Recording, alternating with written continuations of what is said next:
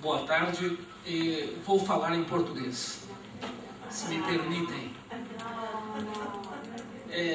Não tenho condições de falar em sua língua e tenho poucas ideias e elas são confusas. Portanto, eu inicio agradecendo a Municipalidade de Rio Grande. É uma honra estar aqui na figura do intendente, já a caminho da superintendência. Essa é uma das marcas do diálogo do Rio Grande, e contatos que se estabeleceram, se iniciaram através do incansável Andrés, e eu agradeço muito a cortesia, a gentileza com que ele nos recebeu. Nós ouvimos em boa parte do dia de hoje abordagens que tratam de questões que estão muito próximas ao nosso cotidiano, ou que, quem sabe, espero que não, possam no futuro absorver as nossas energias. E muitas dessas questões têm uma natureza similar. O que muda são as miradas, ou seja, as dimensões que nós tratamos destas questões. E no campo da segurança e da defesa, sobre os quais eu tenho a mínima condição de dizer algo, eu vou preferir tratar nesta área das relações entre Argentina e Brasil. Me parece que pode ser uma contribuição minimamente aproveitável para o nosso diálogo. E essa breve exposição parte de uma premissa.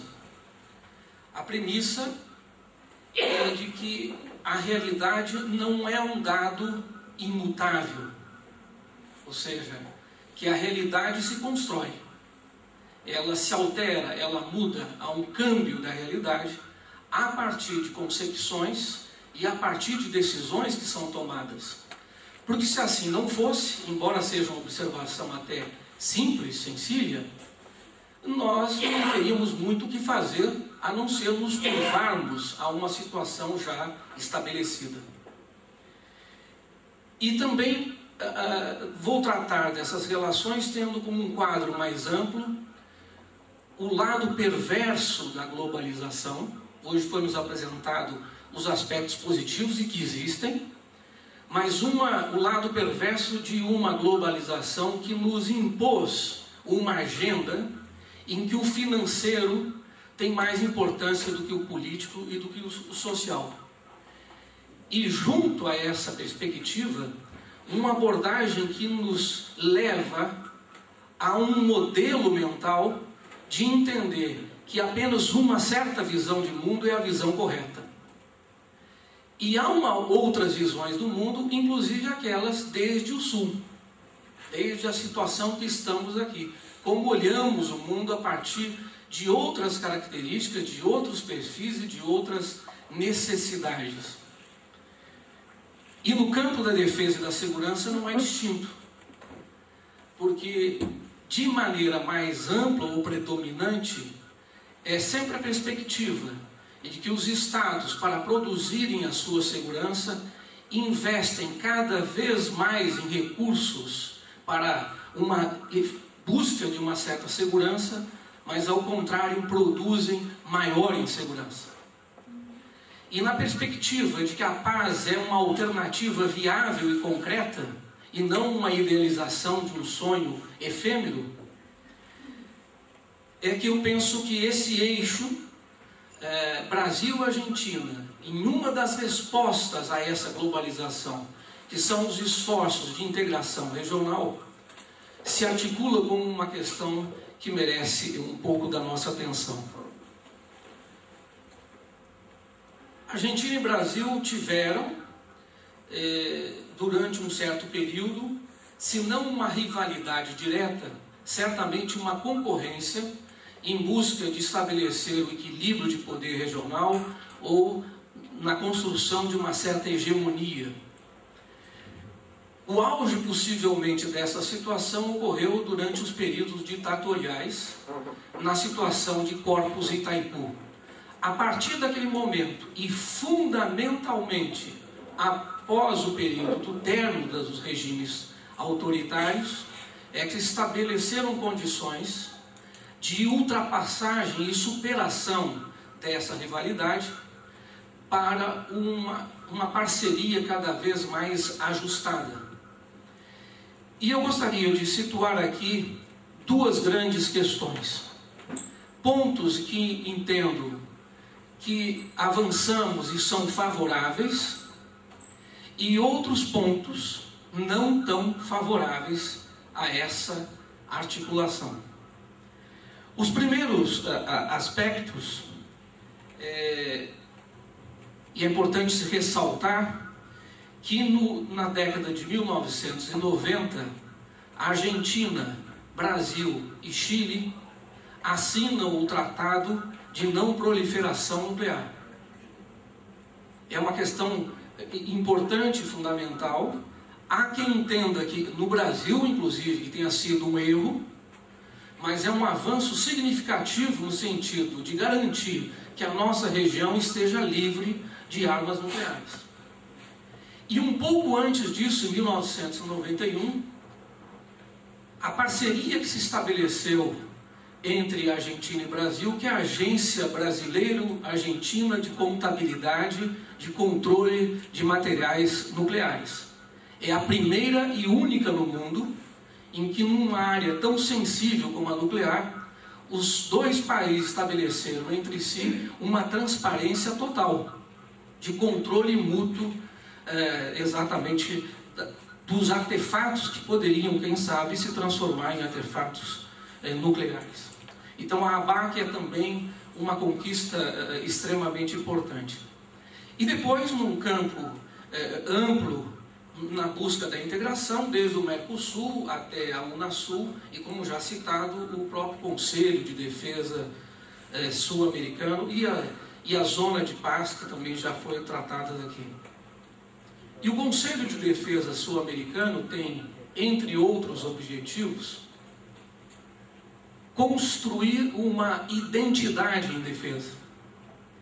E construir identidade significa alterar um estado de coisas e levar os atores a modificarem as suas concepções de mundo, de modo que possamos, no entendimento que as identidades acabam por gerar mudanças motivacionais e comportamentais, de alterar-se essa identidade. Então, nos aspectos que eu sinalizei previamente, eu diria que há uma convergência entre as identidades.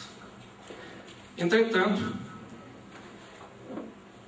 há outros pontos que não impedem que possa haver um aprofundamento da cooperação e da integração, mas que se constituem como desafios. E cito os seguintes. A primeira dimensão, também já citada aqui pelo Dr. Roberto, é que enquanto na Argentina, ao término do regime autoritário, se estabeleceu a garantia da busca da memória e da justiça, com a condenação daqueles que perpetraram atos que afrontam os direitos humanos, no Brasil isto não ocorreu, até hoje. E já estamos quase 30 anos depois do término da ditadura. Hoje há no Brasil uma comissão da verdade que encontra dificuldades, muitas vezes em certas áreas, de avanço, porque ainda as Forças Armadas gozam de certa autonomia, o que na Argentina hoje é impensável, mas que no Brasil ainda há muito que avançar. Então não tivemos essa condição, o que nesse aspecto não é uma identidade convergente, e sim divergente. Um segundo ponto é em relação ao emprego dos meios de força que os Estados dispõem, em particular as suas Forças Armadas. A Argentina, me parece, de forma adequada, e pelas condições, inclusive, conjunturais do término do regime autoritário, que se deu por colapso, estabeleceu uma distinção muito clara entre o que vem a ser a defesa, que é externa, e a segurança pública, que são questões intestinas, internas aos países. Essa distinção está bem demarcada. Eu reconheço que existem demandas para alterar essa situação. Mas a Argentina, junto com o Chile e o Uruguai, são algumas das exceções hoje na América Latina. E no Brasil, o emprego das Forças Armadas na segurança pública é cada vez mais usual e cada vez mais constante. E pode parecer um paradoxo, isso vem ocorrendo com maior amplitude exatamente nos governos mais progressistas. Como já vimos hoje, o quadro de segurança pública no Brasil é bastante grave. Uma resposta tem sido o emprego das Forças Armadas nessa situação, como nas favelas do Rio de Janeiro, uma tropa do Exército e da Marinha permaneceram no Morro do Alemão durante 2 anos. 2 anos não é uma ação imediata e pontual, ele é constante ao longo deste tempo. Da mesma forma, o emprego constante das Forças Armadas em grandes eventos, como foi o caso agora recentemente da Copa, quase 60 mil militares à disposição para atuarem no sentido de garantirem a ordem. Sabemos que não adiantou de nada para o Brasil isso, pelo menos no campo de futebol. E em outros eventos, como a segurança do Papa. Sim, o Papa é argentino, merece uma consideração especial. Mas o que eu estou apontando é que nem o equipamento, nem a doutrina militar são convenientes para o emprego de Forças Armadas na segurança pública. São questões de natureza social, não são questões de natureza militar. E da mesma forma o emprego das Forças Armadas como polícia de fronteira. O Brasil vem desenvolvendo já nesse ano a 7ª edição, a operação chamada Ágata, que este ano envolveu quase 30 mil soldados, cuja finalidade é combater as chamadas novas ameaças. Novas ameaças é uma tradução, no meu entendimento, da doutrina McNamara dos anos 1960, que gostaria de impor à América Latina que os Estados Unidos se ocupassem da chamada defesa, enquanto as Forças Armadas seriam transformadas em polícias. Retomada no início dos anos 1990 no governo Clinton. No Brasil, pelo menos, houve uma resistência muito forte a isso, inclusive por parte dos militares. Mas hoje a realidade é outra.